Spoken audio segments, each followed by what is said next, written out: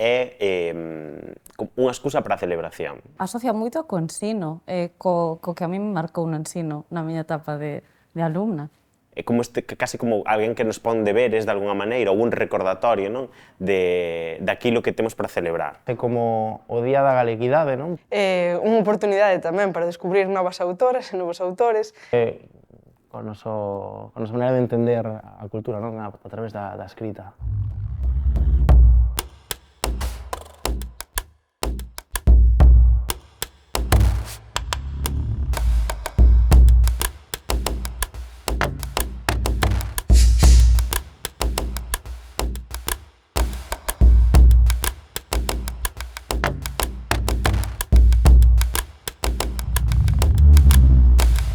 No Instituto estamos preparando unha chea de cousas para o Día das Letras Galegas. A profe díxonos que o 17 de maio se fan 60 anos da primeira celebración. E tamén nos contou que foi Francisco Fernández del Riego quen a puxo en marcha. Foi unha sorpresa. E a sorpresa debe ser del Riego, porque del Riego un bo día nunha sesión da Academia dice por que non acordamos crear con carácter institucional un premio que teña que ver coa celebración dun escritor galego importante. Xa no ano 1933, del Riego escribe en El pueblo gallego da necesidade, non rapazolo, da necesidade de crear un día das letras, un día do libro galego que puidese competir con esas celebracións do día do libro que se celebraban nas letras españolas alrededor da figura de Miguel de Cervantes, non? O primeiro vai ser Rosalía de Castro, porque 63 era o centenario xusto da publicación de Cantares Gallegos, o primeiro libro en galego de Rosalía de Castro. A primeira edición de Cantares Gallegos non ten data de editor, pero nin ten colofón, pero ten unha dedicatoria a Fernán Caballero, asinada o 17 de maio, e tamén o 17 de maio é o día en que nace o esposo de Rosalía de Castro, Manuel Murguía. El dándolle voltas, pois pensou no 17 de maio, que era que lle parecía que era a máis atinada, e buscou académicos que asinaran con ela a proposta, que eran Xesús Ferro Couselo e Gómez Román. Entón, Paco de Riego pon en marcha esa iniciativa, a Academia acepta por unanimidade e celebran o primeiro Día das Letras Galegas.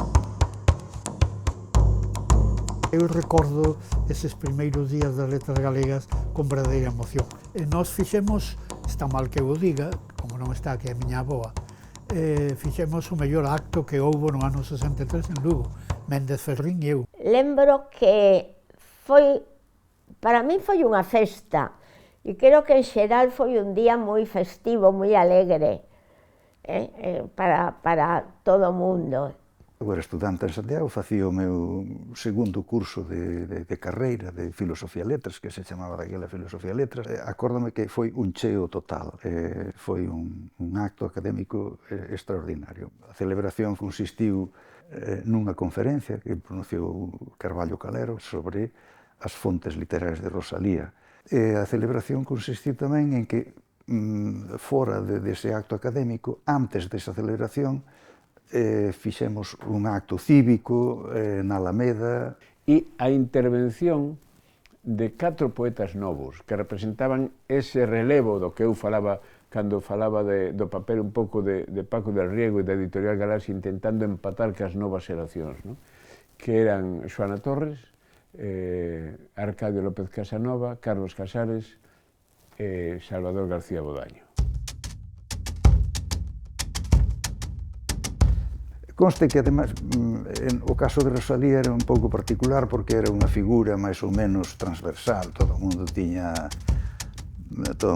veneración por Rosalía, incluso a xente moi de dereitas e incluso algúns franquistas. Pero a partir de aí, os académicos, xusto porque estaban os galeguistas aí, dedican o segundo libro, o segundo Día das Letras Galegas, nada menos que a Castelao.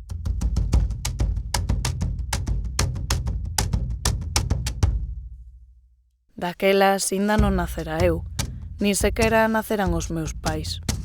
Pero a profe díxonos que non era un día de festa como a hoxe, e case non había libros en galego. Cando eu, a primeira memoria que teño do Día das Letras Galegas, eu era un rapaciño, non? Ou polo menos un adolescente, e era ver os primeiros libros en lingua galega na ferrería de Pontevedra, e ali había 3 mesas con libros postos para que a xente curioseara e marcara aqueles libros. Sobre todo é que para as que vivimos unha dictadura, unha situación moi terrible, non? O sea, falta de liberdade en todos os aspectos, que foi unha explosión, era como abrir portas. No ano 63 pasaran casi 25 anos despois de acabada a guerra.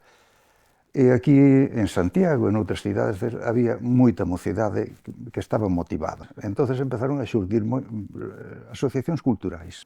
E realmente foi o Galo o que organizou a celebración das Letras Galegas aquí en Santiago. E iso pouco a pouco empeza a abrir espazo, a abrir sobre todo a audiencia para a significación que había detrás do Día das Letras Galegas, que non era só o libro, era a lingua, era a significación da lingua, era a identidade do país, era a idea de nación do galeguismo, todo iso iba xurdindo pouco a pouco, casi como algo, como unha balsa de aceite que se vai espallando polas distintas realidades sociais de Galicia.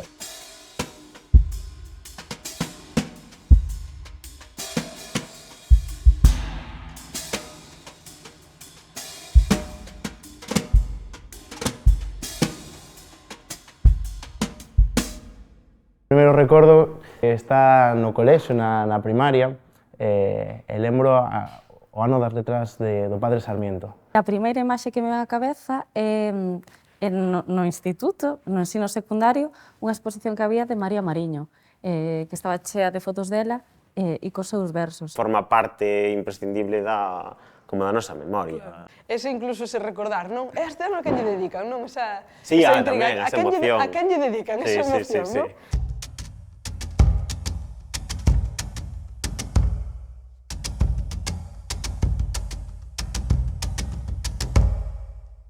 Os primeiros recordos das letras galegas, para min, en realidade empezaron cando xa estaba dando clase. Eu empecé a dar clase aos 19 anos, no ano 70, entón apenas me soaba, sinceramente.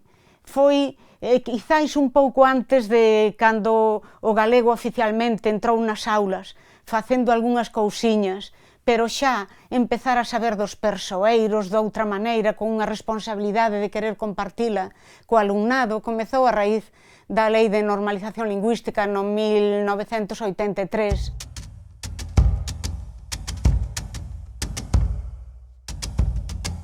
Eu creo que en ese me tocou a Clino Iglesias Alvariño e Otero Pedrallo, que eran os grandes petrucios. Entón, claro, para mí o Día das Letras Galega era os grandes vellos que fixeran grandes cousas. Para nós era moi importante, que dicir, realmente ver aquelas persoas que falaban en galego, cando nós daquela ainda líamos moi pouco en galego, porque claro, tiñamos os libros de Carlos Casares, pero pouco máis tiñamos na escola. Era un día moi divertido no cole, porque falábamos galego ese día. Entón era algo como extraordinario. Había clase, eu acórdome que había clase, pero había festa. Facíamos incluso festivais, era un momento dun fervedoiro de entusiasmo tremendo entre o profesorado, polo menos eu vivino así. A partir de entón, xa foi como continuado nas revistas escolares, buscábamos información para poder compartila co alumnado, cos seus pais e súas nais. Sempre facíamos traballos arredor non só do autor homenaxeado nese momento, sino de autores homenaxeados outros anos, como era o caso de Castelao, non? E que a mí me recorda, vendo este tipo de traballos, non? Como con 10 ou 11 anos poderíamos facer, non? Adaptar pedagogías a... Pois podes estudar Castelao aos 10 anos? Bueno, imos probar, non? Hoxe tamén aprendemos que non foi ata o ano 1991 cando se fixo deste un día festivo como celebramos hoxe, e que hai unha chea de rutas literarias, murais, cancións, festas que xiran alrededor desta data sinalada. Debe de ser Galicia, xunto con Finlandia, os únicos países de Europa que teñen como día nacional a publicación dun libro. É dicir, nós temos os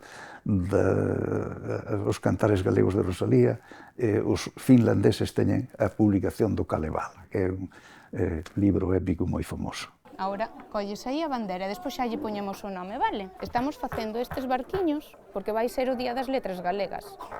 Sabédelo? Que o falastes na clase? E sabedes quen vai ser o autor homenaxeado, verdad? Hoxe celébrase en toda Galicia e cada vez está adquirindo unha forma que me parece bastante interesante, que é que ten moita repercusión, especialmente a nivel escolar. Porque a don Paco encantáballe o mar. Estudiaba en Vilanova, aquí en Lourenza, e despois, cando foi máis maior, foi a un internado a Monforte, vale? Eu comecei a escribir porque no meu centro había un certame das letras galegas. Foi así como comecei a escribir. Para min, o Día das Letras foi importantísimo desde nena porque sempre había un certame, non? Que é algo super tradicional, pero para as nenas que medramos nos 90 era como, bueno, o concurso máis importante do cole, do Día das Letras, entón esforzabaste para facer un relato, entón empezas a gañar algún premio alrededor do Día das Letras, inda que sexa a nivel escolar, e ao mesmo tempo a celebrar esa figura, porque a veces iban vinculados ou traballábase paralelamente. Unha pregunta que se me está ocurrindo. Don Paco Francisco Fernández del Riego, de que traballou? Donde? Pero nun colexo donde? Non sabía que non sempre se lle deu a unha persoa. No ano 98 dedicouselle a 3, os trovadores da Ría de Vigo. E o ano que eu nacín homenaxeouse a Uxío Novoneira, que era coñecido como o poeta do Courel. Eu fui unha alumna de escola pública e o profesorado sempre se ocupou de achegarnos esa figura que era homenaxeada, de presentarnos ese día como unha verdadeira festa. Pola miña actividade como escritora, militante, autora de literatura infantil e juvenil que visito moitas escolas, pois xa empecé a velo desde outra perspectiva. Eu son unha persoa, unha escritora que visita escolas e sempre alrededor desas datas das letras galegas pois observo como foi medrando a implicación da escola. A día de hoxe é unha verdadeira festa alrededor da figura homenaxeada. Ademais, hai moitas iniciativas, por exemplo, da man da Real Academia Galega que achegan pois documentación, actividades, manuais. Primavera das Letras nace como dentro dese marco de proxección social da Academia, non? Pero Primavera das Letras é tamén o intento de chegar aos máis pequenos, aos máis novos, e ademais dinamizalos dende as escolas, que sexan os mestres e as mestras que están traballando con elas, que lles presenten unha nova dimensión das letras para eses rapaciños e rapaciñas. E logo o que facemos é recoller esas iniciativas nun concurso, que é un concurso máis simbólico que outra cosa, porque agasallamos libros para as bibliotecas dos centros, para que eles se sintan tamén implicados, non? Eses nenos. Dende hai 2 anos fomos un pouco máis alá, e ademais de darlles información sobre o persoeiro ou persoeira homenaxeado ese ano, pois tamén facemos que sexan especialistas en literatura infantil quen lle conten esa biografía. Tiven a fortuna de participar nesta iniciativa Primavera das Letras alrededor da figura de Florencio Gurriarán, e a ilustradora foi Blanca Millán, que fixo unhas ilustracións absolutamente maravillosas, e contei a vida de Florencio desde o seu corgo monatal, a logo cando subiu nese barco que o levou cruzando o océano, a emigración en México, e foi unha iniciativa moi bonita e creo que tamén foi moi ben recibida polo profesorado e, sobre todo, polo alumnado de primaria, que é o público natural. Que non é só o Día das Letras Galegas, agora xa é máis. Acabamos de producir agora unha curtametraxe que escribiu Fina Casal de Rei, da Lingua Guapa. E despois de moito tempo, os fillos, as netas, os bisnetos, as tataranetas, xa falaban ese latín mesturado cas palabras que xa tiñamos dentro da pota, por así dicilo.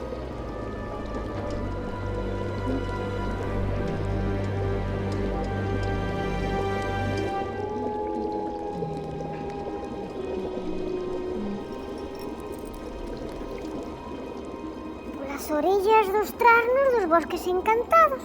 Xa estamos no século II antes de Cristo. Non é como celebramos nós, que era o día que falabas que se falaba galego e que tratabas a grandes señores. Non, agora hai figuras como Del Riego, como Xela Arias, hai figuras como María Victoria Moreno, hai figuras que fan sentir moitísima esa proximidade e falan deles, eu escoito falar aos nenos e falan con moitísimo cariño e con moitísimo orgullo, non?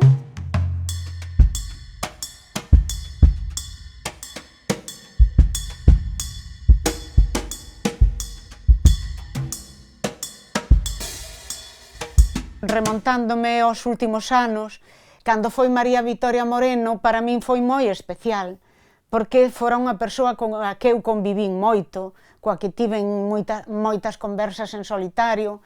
Foi moi emocionante poder espallala e falar dela alá onde me deixaron e onde puiden. A min marcoume moi especialmente o Día das Letras Galegas dedicado a Lois Pereiro e a Xela Arias. Xela foi moi especial, e non só para min, porque vin a toda a sociedade civil moi implicada, que ao final ese tamén creo que ten que ser o espírito do Día das Letras Galegas. Se alguén está vendado o Día das Letras Galegas é a Fernández del Riego, que foi un verdadeiro traballador de Galicia e da cultura galega. Del Riego cumpliu un papel fenomenal e extraordinario. E, sobre todo, que o seu traballo tivo seguidores, porque detrás del viñeron outras moitas persoas que colleron ese facho, ese facho que el retomou na primeira xeración do século XX, que el trasladou a través de varios e seguiu trasladando as xeracións que viñemos detrás. Pois probablemente eu non existiría se non existise Paco del Riego, por todo o traballo que fixo, a través de Galaxia tamén, que dicir, todos ao final somos herdeiros de Paco del Riego, somos un pouco os seus netos e as súas netas. Don Paco quería divulgar. Eu vou facer o mesmo ca el e presentar este artigo para o concurso do Instituto, para que todo o mundo saiba cal é a historia do Día das Nosas Letras.